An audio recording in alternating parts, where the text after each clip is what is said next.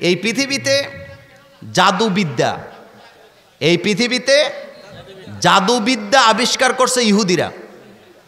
কারা? ইসরায়েল নামে একটা দেশ পৃথিবীতে আছে না নাই?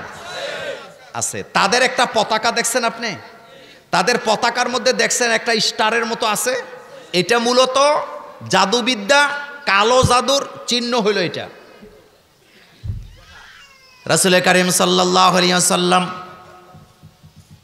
শরীয়ত প্রণেতা নেতা, সাইয়্যিদুল খাতামুন, সেই রাসূল কারীম সাল্লাল্লাহু আলাইহি ওয়াসাল্লামকে পর্যন্ত ইহুদিরা বাদ দেয় নাই। তারাও জাদুটোনা করছে আমার নবীকে। আল্লাহ রাসূলকে জাদু করা হলো। আল্লাহ রাসূল কথা মনে রাখতে পারে না। বুখারীর হাদিসে আসছে আল্লাহ রাসূল এই কানি আঙ্গুলের মধ্যে একটা সুতা বাঁধতেন কথা মনে রাখার জন্য। আল্লাহ রাসূল কেমন কেমন হয়ে গেছে। দুইজন ফেরেশতা আল্লাহ পাঠায় দিছে। শানে নজুলটা বলবো না, কথাটা না বললে বুঝবেন না। একজন ফেরেশতা আরেকজন ফেরেশতাকে বলতেছে, এই লোকটার কি হলো? এই লোকটা হলো মুহাম্মাদুর রাসূলুল্লাহ সাল্লাল্লাহু আলাইহি ওয়াসাল্লাম। তিনি মনমরা হয়ে থাকে, কারোর সাথে ঠিকমতো কথা বলে না। একজন ফেরেশতা আরেকজন ফেরেশতাকে রাসূল কারীম সাল্লাল্লাহু আলাইহি ওয়াসাল্লামের সামনে শোনায় বলতেছে, এই মুহাম্মদ সাল্লাল্লাহু আলাইহি ওয়াসাল্লামের কি হলো? তিনি মনমরা হয়ে থাকে কেন? তার কি হয়েছে? আরেকজন ফেরেশতা বলতেছে, মুহাম্মদ সাল্লাল্লাহু আলাইহি ওয়াসাল্লামকে কালো জাদু করা হয়েছে। এবার বলতেছে, তার কি কোনো ওষুধ নাই? এবার দ্বিতীয় ফেরেশতা বলতেছে, ওষুধ আছে। আর ওষুধটা কি? এই ওষুধটা আল্লাহ রাব্বুল আলামিন তার হাবিবকে শোনায় দিলেন। সেটা হলো সূরাতুল ফালাক আর সূরাতুন নাস। কথা কি বুঝে আসছে? আমার কলিজার ভাইয়েরা, বাংলাদেশের কবিরাজের কাছে যদি শাশুড়ি যায়, শাশুড়ির প্রেশারটা ঠিক নাই, শাশুড়ি মনে করছে কবিরাজের কাছে ভালো গেলে ভালো হয়ে যাবে। কবিরাজের কাছে যায় শাশুড়ি আম্মা বলতেছে, ও কবিরাজ সাহেব, আজকে কিছুদিন যাবৎ শরীরটা বেশি ভালো যায় না, কেমন জানি মাথাটা ঘুরায়, সব কিছু অন্ধকার অন্ধকার লাগে, এটা সেটা সেটা সেটা। এবার কবিরাজে এদিক সেদিক তাকায় টাকায় কয়, আপনার পুত্রবধূ আপনার তাবিজ করছে। কে তাবিজ করছে? কয়দিন পরে আবার পুত্রবধূ শরীর ভালো না, কবিরাজের কাছে যায় বলতেছে, ও কবিরাজ সাহেব, আমার তো শরীরটা ভালো না, কেমন কেমন লাগে। শাশুড়িটা খালি কবিরাজের কাছে দৌড়ায়, অবস্থাটা মনে হয় ভালো না। এবার কয়, আপনার শাশুড়ি আপনার তাবিজ করছে। শাশুড়িতেও খায়, কথা কন না কেন? কয়দিন আগে ভিডিওতে দেখলাম তাওয়াফ করতেছে এক লোক। কি করতেছে? ইউটিউবে ঢুকলে এখনও ভিডিওটা পাবেন। তাওয়াফ করতেছে। তাওয়াফ করার সময় পুরুষেরা যখন এহরাম পরে হাতটা খোলা থাকে কি থাকে না? এবার দেখতেছে তাবিজের পটলা, পুলিশে তারে ধরতে চায়। তাওয়াফের মধ্যে দৌড়ে যায়, দৌড়া তাবিজ টাইমনা খুইলা বলে দিছে, মান তাআল্লাকা তামিমাতান ফাকাদ আশরাক। আমাদের দেশে তামিমাতুন শব্দের অর্থের ব্যাখ্যা নিয়ে পারাপারি ঠেলাঠেলি আছে। ওইটার উপরে আমি আজকে আলোচনা করব না। তবে আপনাকে একটা কথা বলি, শরীরের মধ্যে যেই জিনিস লটকানো হয় শেফা পাওয়ার জন্য, এটাই তামিমা। এটা কি? আর এটা বলছেন আল্লাহ রাসূল, মান তাআল্লাকা তামিমাতান, অথবা মান আল্লাকা তামিমাতান ফাকাদ আশরাক। যারা তাবিদের সাথে সম্পর্ক রাখলো তারা শিরিক করলো। কার সাথে? আচ্ছা, এবার একটা মজার কথা বলি। আমার কথাটা আমি বলি আপনাদেরকে বোঝানোর জন্য। আমরা যারা এগুলাতে বিশ্বাস করি না, কিন্তু আমাদের পরিবারের মধ্যে এগুলা বিশ্বাস করার মতো দুই একজন লোক আছে না নাই? আচ্ছা, আমি একবার, আমার যখন প্রথম ছেলে সন্তান হইছে, এরপরে 6 বছর আমার আর বাচ্চা হয় না। কয় বছর? এটা আপনাদের জন্য বলতেছি, আমার কথা। 6 বছর বাচ্চা হয় না।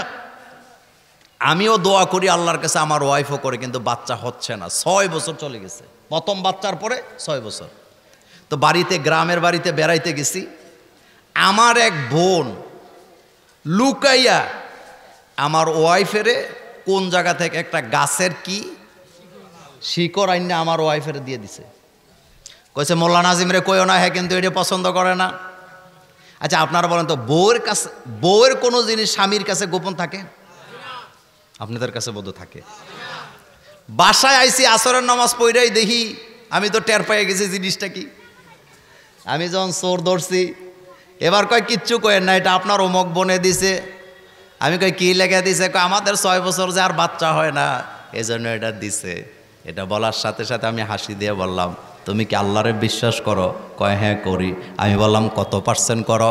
কয় 100% করি। আমি বললাম 100% যদি করে থাকো, আল্লাহ কোরআনে বলছেন ইয়াহাবু লিমাইয়া শাউ ইনাসা ওয়া ইয়াহাবু লিমাইয়া শাউ যুকর। আমি যারে খুশি তারে ছেলে দেই, যারে খুশি তারে মেয়ে দেই, যারে খুশি তারে ছেলেও দেই মেয়েও দেই, আবার যারে খুশি তারে আমি বন্দা বানাই। একটা সন্তানও আমি তাকে দেই না। তাহলে ক্ষমতা কার? আমার ওয়াইফ কয় তাহলে একটু চিকিৎসা নেন। চিকিৎসা করতাম, গেলাম ডাক্তার শর্মা, নাম শুনছেন? আগে হিন্দু ছিল, এখন মুসলমান হয়েছে।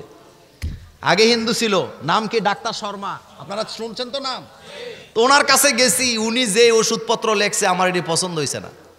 এবার বাসায় এসে আমি আমার ওয়াইফকে বললাম, আচ্ছা আল্লাহর প্রতি বিশ্বাস 100% আছে? কয় হ।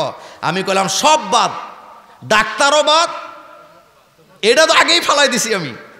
ডাক্তারও বাদ, সব বাদ। ডাক্তারের নাম কি? কোরআন হাতে নিয়ে বলতেছি, আল্লাহকে সাক্ষী রেখে সব ছেড়ে দিয়া তাহাজ্জুদের নামাজে ঢুকলাম। মাত্র 3 মাসের মাথায় আল্লাহ আমার স্ত্রীর পেটে আমার জন্য একটা কন্যা সন্তান দান করছে। সেই মায়া এখন ক্লাস 3-তে পড়ে। কথাটা কেন বলছি জানেন?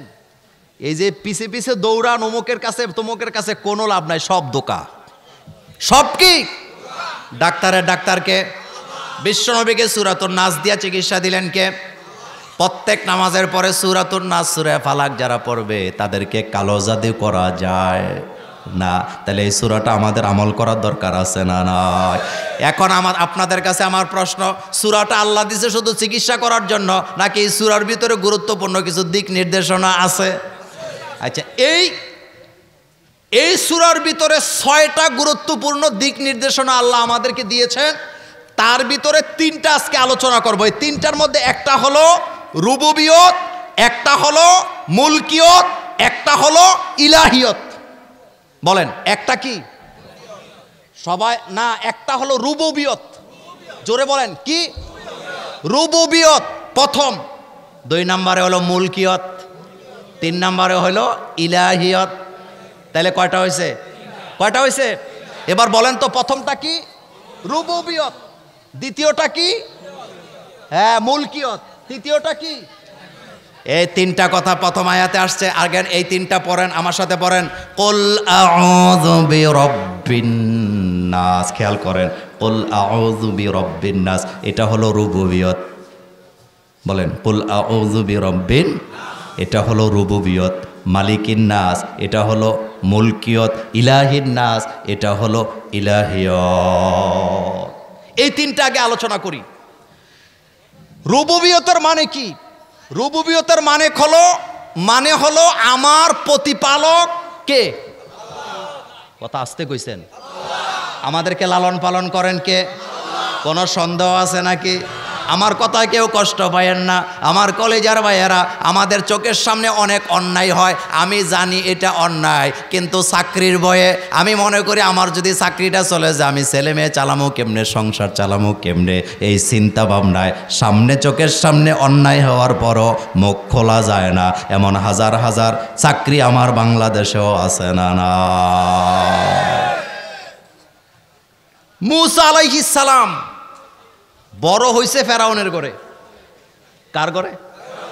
খাইছে ফেরাউনের ঘরে।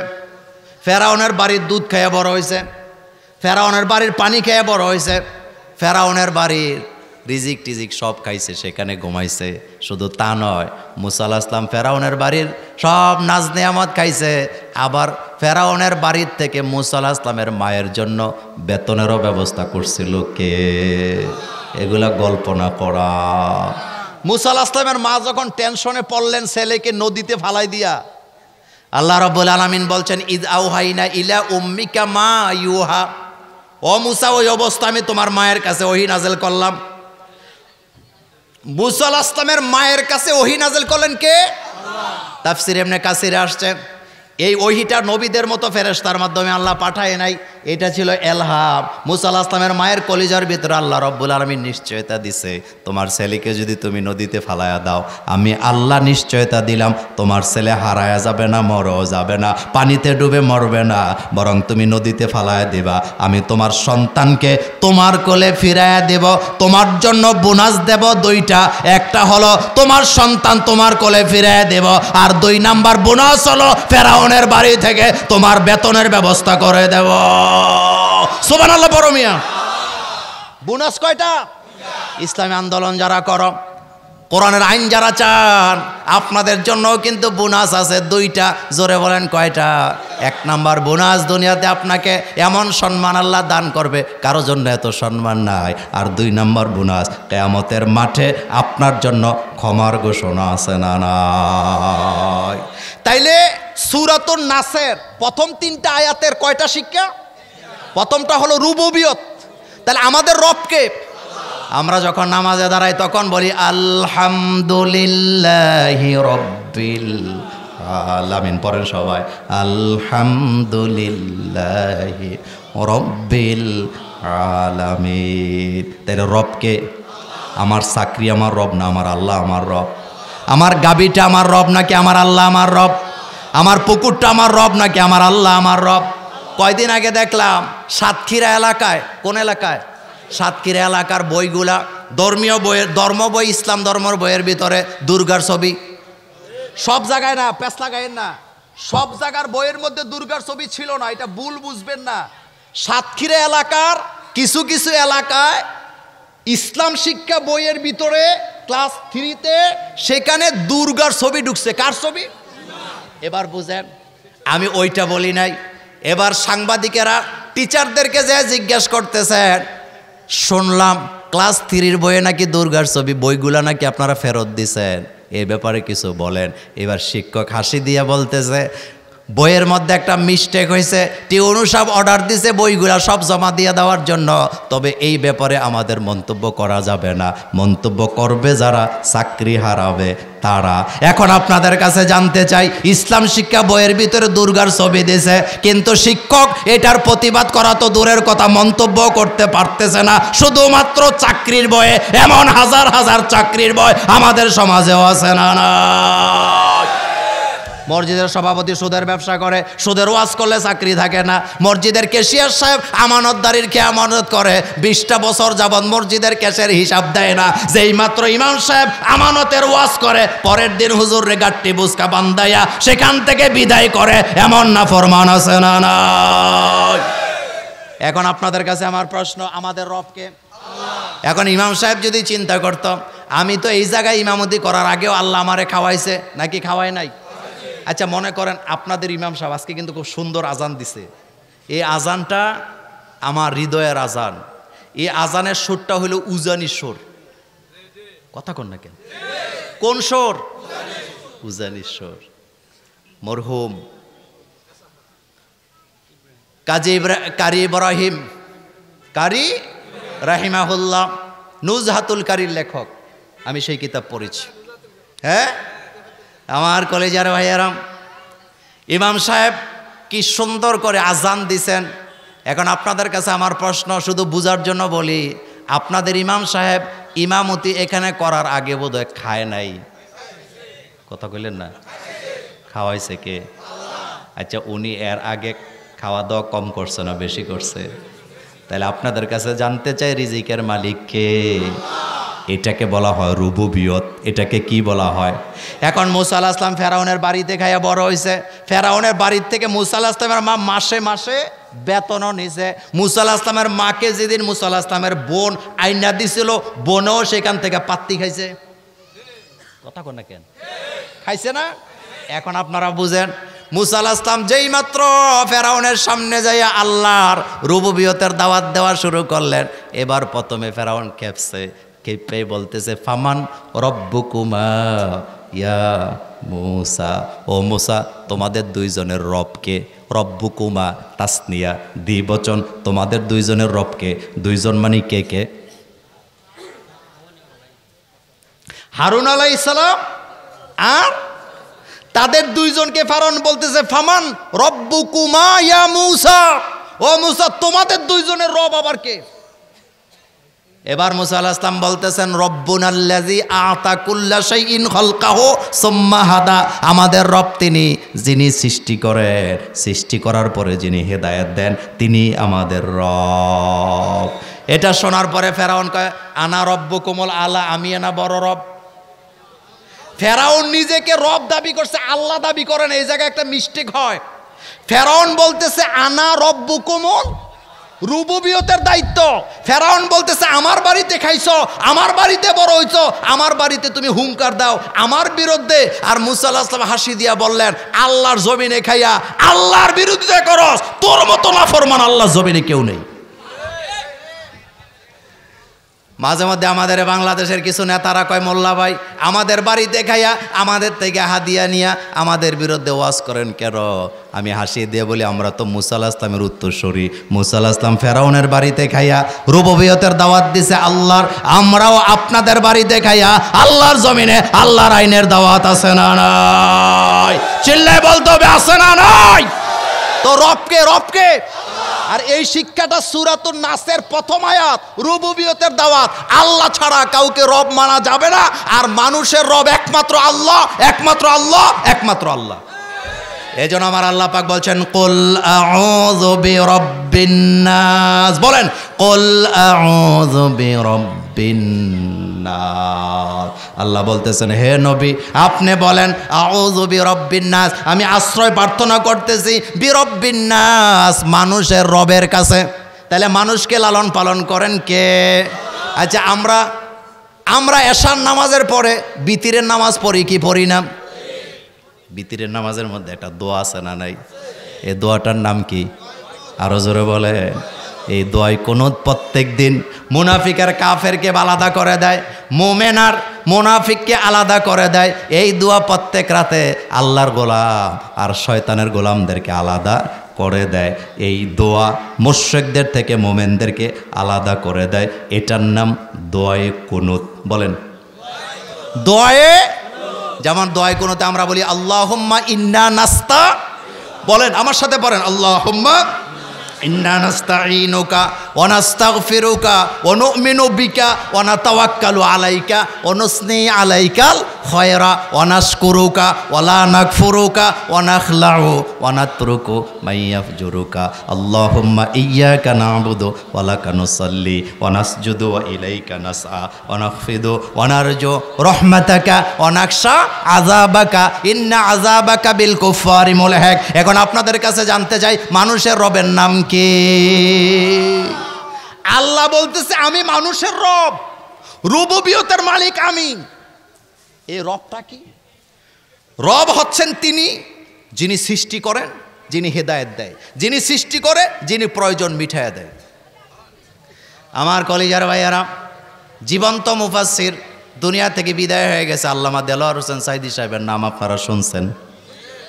অনেকে আসতে কয় শুনছে। তার মুখে রবের একটা ব্যাখ্যা আমি শুনছিলাম, কি চমৎকার। এটা আর কোনো আলেমের কাছে আমি এইভাবে শুনি নাই, ওনার মুখে যেটা শুনছি। উনি বলেছেন রব হচ্ছেন তিনি। খেয়াল করেন, তিনি বলেছেন রব হচ্ছেন তিনি যিনি সৃষ্টি করেন, আর যাহার যখন যেই জিনিস যতটুকুন প্রয়োজন সেই জিনিস প্রার্থনা করার আগে বান্দার কাছে যিনি পৌঁছায়া দেন তিনি হচ্ছেন রব। যেমন দাঁত দিছে কে? কয়দিন দোয়া করছেন দাঁতের লেগা? জিব্বা দিছে কে? কথা কনা কেন? জিব্বা দিছে কে? কয়দিন দোয়া করছেন জিব্বার লেগা? কান দিছে কে? কয়দিন দোয়া করছেন কানের লেগা? এগুলা সব যিনি দিছেন তিনি আমার রব। এজন্য আমরা নামাজে বলি আলহামদুলিল্লাহি রব্বিল আলামিন। পড়তে ইচ্ছা করে না ভাইরা? পড়েন সবাই আলহামদুলিল্লাহি রব্বিল আলামিন। আমরা প্রশংসা করি কার? যে আল্লাহ সমগ্র জাহানের প্রতিপালক, যিনি সমগ্র জাহানের রব। তিনি সৃষ্টি করেন, তিনি হেদায়েত দেন। এমন কি একটা বিড়ালকেও হেদায়েত দেয় কে? কুকুরকে হেদায়েত দেয় কে? আশ্চর্য হবেন আপনারা, আপনাদের বাড়িতে তো বিড়াল আছে। আমার মা একটা বিড়াল পালতো। এই বিড়াল নিয়ে শীতের দিনে ঝগড়া লাগতাম, কারণ বিড়াল যার কম্বলের নিচে হইতো তার শরীর কি হইতো, গরম হইতো। বিড়াল আপনারা পালবেন, বিড়াল পালা ভালো, অনেক সাহাবাই কেরাম বিড়াল পালতেন। তো যাই হোক, শোনেন, এই যে বিড়াল, বিড়াল যে বাচ্চা দেয়, বাচ্চা দেওয়ার পরে বিড়ালের বাচ্চা এক জায়গায় থাকে না আলাদা আলাদা? কথা আসতে কইছেন? এই যে আলাদা আলাদা থাকে, এটাই হলো রবের দেয়া হেদায়েত। এটা হচ্ছে রবের দেয়া। আল্লাহ বিড়ালকে শিখায় রাখছে, বিড়াল বাচ্চা দেওয়ার পরে তোমার বাচ্চা কিন্তু নিরাপদ না। এই জন্য আজকে এই আলমারির নিচে, কালকে ওই খাটের নিচে, পরশুদিন জাবারের ভিতরে, তারপরের দিন মটকার ভিতরে, আলাদা আলাদা 7 দিনে 7 জায়গায় বিড়াল তার বাচ্চাকে রাখে। এটাই হলো হেদায়েত। সুবহানাল্লাহ পড়েন। আচ্ছা, হাঁসের বাচ্চা, কি বাচ্চা? হাঁসের বাচ্চা জন্মের পরে যদি পানিতে ছাড়েন কোনো অসুবিধা আছে? হ্যাঁ, এটা হেদায়েত। এটা কি? হে, জন্মের পর থেকেই সাঁতার জানে। কিছুদিন আগে আমি জিওগ্রাফিতে একটা অনুষ্ঠান দেখতেছিলাম। সে অনুষ্ঠানটা হলো সমতল ভূমি থেকে 1500 মিটার উপরে একদল পাখিরা ডিম পাড়ে, হাঁসের মতো পাখিগুলা। কত হাজার মিটার? 1500 মিটার, ফুট না, 1500 মিটার উপরে ডিম পাড়ে। সেই ডিম যখন পাড়ে, ওখানে বাচ্চাটা জন্ম নেয়, হাঁসের মতো দেখতে পাখিটা। জন্ম নেওয়ার পর এই বাচ্চাটা যখন একটু বড় হয়, সেই 1500 মিটার উপর থেকে সমুদ্রের মধ্যে বাচ্চাটা লাফ দেয়। 1500 মিটার উপর থেকে বাচ্চাটা নিচে পড়ে, মরে যায় না। এই বাচ্চাটা পানিতে ভাসে, মাটাও সেখান থেকে লাফ দিয়া বাচ্চাটাকে নিরাপদ জায়গায় যাওয়ার জন্য বাচ্চার সাথে লাফ দেয়। এটা হলো হেদায়েত। এটা কি? আচ্ছা, আপনারা বলেন, হরিণ বাচ্চা দেয় না? হরিণ বাচ্চা দেয় কোথায়? জঙ্গলে। কোথায়? এখন হরিণ বাচ্চা দেওয়ার পরে ওই জঙ্গলে কি বলে, বাঘ আছে না নাই? হরিণ যখন বাচ্চাটা দিল, বাঘ কিন্তু রেডি হয়ে আছে বাচ্চাটা খাওয়ার জন্য। কিন্তু আমার কলেজার ভাইয়েরা, কি হেদায়েত আল্লাহ দিছে! মানুষের বাচ্চা 8 মাস না হইলে বসতে পারে না, দাঁড়াইতে পারে না, কিন্তু হরিণের বাচ্চা জন্মের সাথে সাথে আল্লাহ তাকে এমন হেদায়েত দিছেন, এমন ক্ষমতা আল্লাহ তাকে দিছে, বাঘ দৌড়ায় যত দূরে, হরিণের বাচ্চা দৌড়ায় তার চেয়ে আরো জোরে। সুবহানাল্লাহ!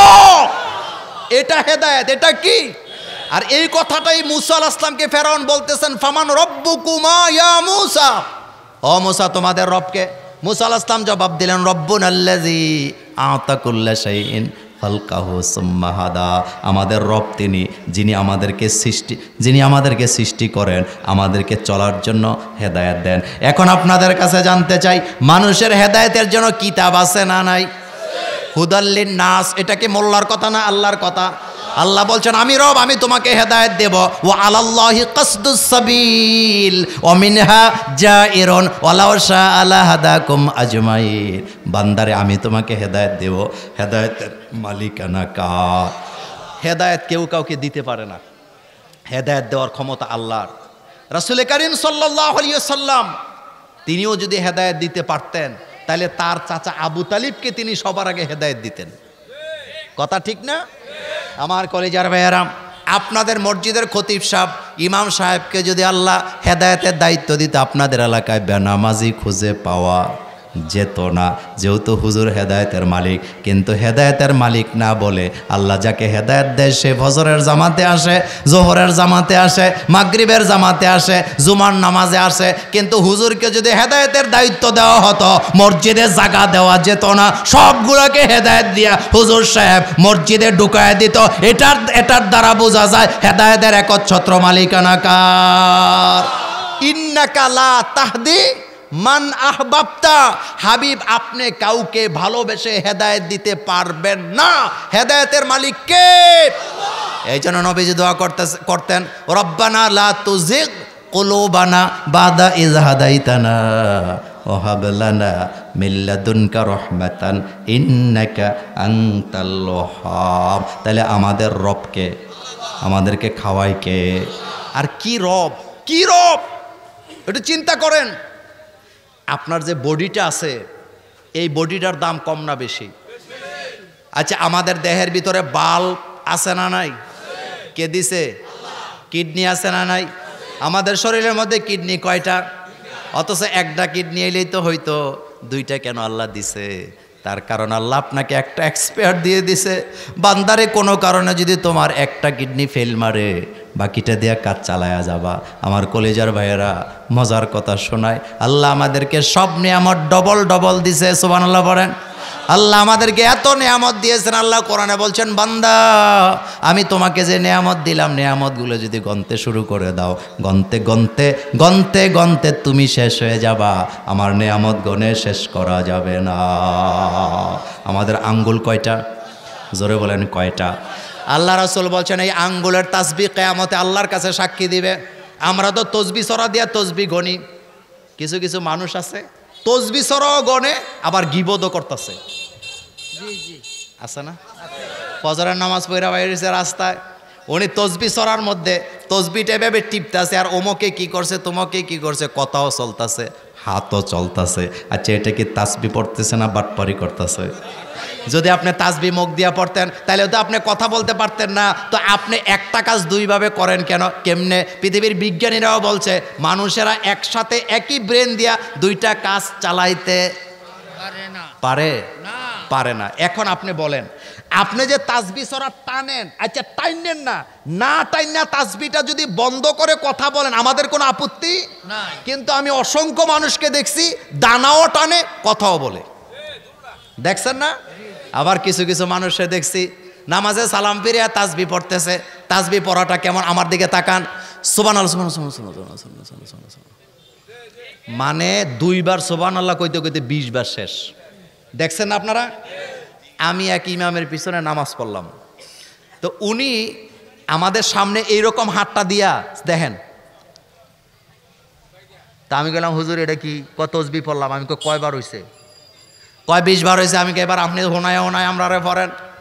এবার হুজুর হাসি দিয়া কয় সুবহানাল্লাহ সুবহানাল্লাহ সুবহানাল্লাহ সুবহানাল্লাহ। 4 বার কইছে, এখন 20 বার হয় না। এবার কয় হুজুর ভুল হয়েছে, মাফ করে দেন। আমি মাফ করলে হবে না, কারণ আমার সাথে তো অন্যায়টা করেন নাই। আল্লাহর তাসবিহ পড়তে যাইয়া, রবের প্রশংসা করতে যাইও যারা চোরামি করে, তারা যে বড় চোর, এতে কোনো সন্দেহ না। কেউ চুরি করে মানুষের সম্পদ, আর কেউ চুরি করে আল্লাহর জিকির আজকার। আপনি সুবহানাল্লাহ প্রয়োজনে 10 বার পড়েন, ভালোভাবে পড়েন। কিছু কিছু মানুষ আছে নামাজে যায়, রুকুতে না যায় সেজদা চলে যায়, এমন আছে না নাই? আচ্ছা, মজার কথা শোনাই। আপনারা বলেন তো, রুকুতে কম পক্ষে তাসবিহ পড়তে হবে কয়বার? তাসবিহটা কি? সুবহানা রব্বিয়াল আযীম। বলেন সুবহানা রব্বিয়াল আযীম, সুবহানা রব্বিয়াল আযীম, সুবহানা রব্বিয়াল। সেজদা যায় আবার তাসবিহ কয়বার? সুবহানা রব্বিয়াল আলা। 3 বারও বলা যায় না, 1 বারও বলা যায় না, রুকু সেজদা শেষ হয়ে যায়। এমন নামাজি আছে না? না, সাপ কথা বলে দিয়ে যায়, সাপ কথা। রুকুতে থাকবেন যতক্ষণ, সোজা হয়ে দাঁড়ায় থাকবেন ততক্ষণ। কথা বুঝাইতে পারি নাই? রুকুতে থাকবেন যতক্ষণ, সোজা হয়ে দাঁড়ায় থাকবেন, সেজদায় থাকবেন যতক্ষণ, 2 সেজদার মাঝখানে বসে থাকবেন ততক্ষণ। মুরগির বাচ্চার আধার খাওয়াইতে আইছেন আপনি, নামাজ পড়েন। রুকু থেকে দাঁড়াবেন, দাঁড়াবার সময় বলবেন সামি আল্লাহু লিমান, সোজা হয়ে দাঁড়ায় বলবেন রব্বানা। অনেকে পড়ে হামদান কাসীরান তাইয়্যিবান মুবারাকান ফি, এটাও যদি নাও পড়েন, শুধুমাত্র রব্বানা লাকাল হাম বলতেও সময় লাগে কি লাগে না? এটা রুবুবিয়তের ঘোষণা। বলেন কিসের ঘোষণা? রব্বানা লাকাল হাম। এটা কিসের ঘোষণা? রুবুবিয়তের ঘোষণা। আমাদের রবকে আল্লাহ। এবার মজার হাদিস শোনেন, তিরমিজি বুখারীতে আসছে। আল্লাহ রাসূল সাল্লাল্লাহু আলাইহি ওয়াসাল্লাম নামাজের ইমামতি করছেন। আল্লাহ রাসূল রুকুতে গেলেন, বললেন সুবহানা রাব্বিয়াল আযীম। রুকু থেকে দাঁড়াবার সময় বললেন সামি আল্লাহু লিমান হামিদা। সোজা হয়ে দাঁড়ায় বলেন রব্বানা লাকাল। একজন সাহাবা পেছন থেকে বলতেছে হামদান কাসীরান তাইয়্যিবান মুবারাকান। এগুলা কার প্রশংসা? হামদান কাসীরান তাইয়্যিবান মুবারাকান। কার প্রশংসা? নবীজি সালাম ফিরে জিজ্ঞেস করলেন নামাজের ভিতরে অতিরিক্ত দোয়াটা কে পড়ছো দাঁড়াও, এটা তো আমি শিক্ষা দেই নাই, কিভাবে পড়লা? সাহাবা দাঁড়ায় বলেন, ইয়া রাসূলুল্লাহ সাল্লাল্লাহু আলাইহি ওয়াসাল্লাম, আমি আমার জীবনের চেয়ে আমার আল্লাহকে অনেক বেশি ভালোবাসি। আমি যখন আল্লাহর প্রশংসা করি নিজেকে থামাইতে পারি নাই, এই জন্য রব্বানা লাকাল হাম আল্লাহর প্রশংসা করার পরে আর একটু বাড়াই আল্লাহর জন্য বললাম হামদান কাসীরান তাইয়্যিবান মুবারাকান ফিহি। আল্লাহর নবী বলেন ভয়ের কোনো কারণ নাই, আমি যা দেখতে পাই তুমি দেখতে পাও না। এই দোয়াটা তুমি যখন পড়তেছিলা 30 জনেরও বেশি ফেরেশতা হাতে কলম কাগজ নিয়ে প্রতিযোগিতায় লেগেছে তোমার আমল নামায় কে কত নেক লিখে দিতে পারে।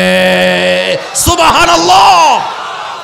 রবকে রবকে রুবুবিয়ত কার? এই কোয়ালিটি কার? গাছ একটা লাগাইছেন পেঁপে গাছ, কি গাছ? পেঁপে গাছ লাগাইছে। পেঁপে গাছ লাগানোর পরে পেঁপে গাছটা বড় হইয়া এবার পেঁপে গাছের লাগাইছেন আপনি, পানি দিছে আপনার স্ত্রী, আপনার বাচ্চারা। কথা বুঝেন নাই? গাছ লাগাইছে কে? আপনি। পানি দিছে আপনার বাচ্চারা অথবা আপনার স্ত্রী। কিন্তু মানুষ এত বোকা, এই পেঁপে গাছে যখন প্রথম পেঁপেটা ধরছে এখন এতে নিয়ত করছে এটা বাবা হুজুরে দেন। তোর কান কড়ি ছিঁড়া লওয়া দরকার বেটা, কথা কন না কেন?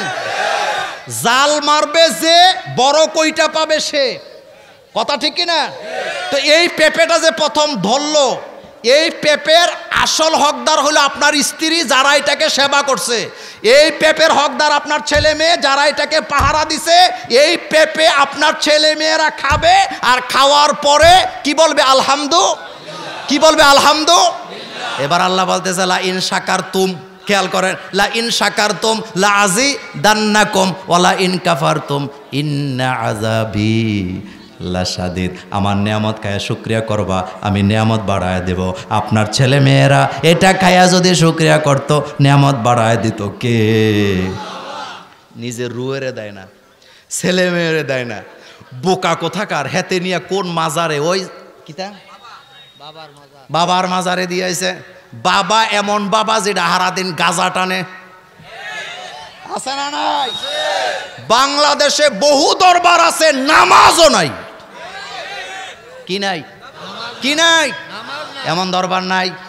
আমি নিজে দেখছি অনেক জায়গায়, আমি যাইয়া দেখি দরবারের পাশে মাজারটা বড় চাকচক্য, মাজারের গম্বুজটা বড় সাজানো, স্বর্ণলক্ষান দিয়া সাজায়া রাখে, কিন্তু মাজারের পাশে একটা মসজিদ আছে, জোহরের নামাজের সময় মুসল্লিও পাওয়া যায় না। এমন মাজার বাংলাদেশে আছে না? না। আরে বেটা বোকা, গাছ লাগাইছো তুমি, তোমার বাচ্চারা গাছের সেবা যত্ন করছে, তুমি এটাতে পানি দিছ, তুমি এটা খাবা, তুমি শুকরিয়া করবা, তোমার নিয়ামত বাড়ায় দিব কে? এটা রব। এ ওয়াদা কার? রবের। বলেন কার? আমাদের রবকে। এই কথাটা আল্লাহ বলছেন কুল আউযু বিরাব্বিন নাস। পড়েন কুল আউযু বিরাব্বিন নাস মালিকিন নাস ইলাহিন নাস। আমি তো মানুষের রব, মানুষের আর কোনো রব? আমি প্রত্যেকটা মানুষকে লালন পালন করি, আমি খাওয়াই, আমি রিজিক দেই, আমি রিজিক দাতা।